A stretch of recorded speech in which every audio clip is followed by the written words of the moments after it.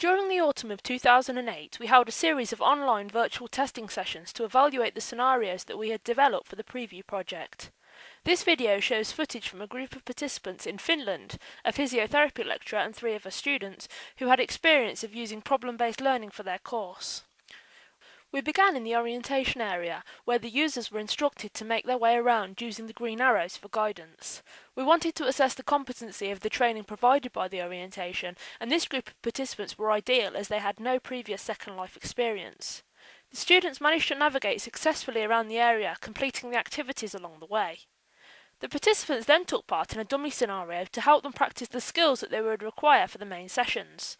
This included reading useful information, exploring a virtual office and interacting with a chatbot. The group struggled with the chatbot interaction and felt that this section was unclear. The main session began with the first of 2 scenarios, the C. difficile scenario, during which the participants took on the role of care home managers dealing with an infection crisis. The group were all given a note card with background information on, explaining their roles within the scenario.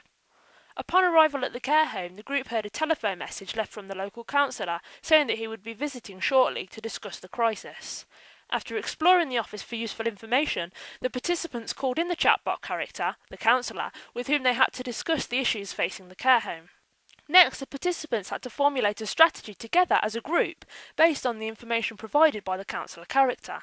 This scenario was hugely successful. The responses the chatbot gave were relevant and useful, and the participants managed to interact with him successfully as a group. They also managed to develop a successful strategy for tackling the crisis. The final part of the testing featured a scenario called the Commissioner. During this scenario, the participants took on the role of a group of commissioners who had to make a decision about a struggling care home. Once again, a note card was given to each participant that provided background and role information for the scenario.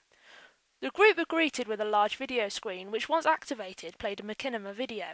This video provided an insight into the scenario context and conveyed to the viewers the problems and issues facing the care home in this scenario. Much like the previous scenario, the group then sat around a boardroom table and discussed an appropriate strategy. They made excellent use of the whiteboard tool in this scenario and used it to record their plan of action. The discussion was very informative, and it was clear that the group had taken a lot of useful information from the machinima video. In a feedback session afterwards, the group all commented on the effectiveness of the machinima video.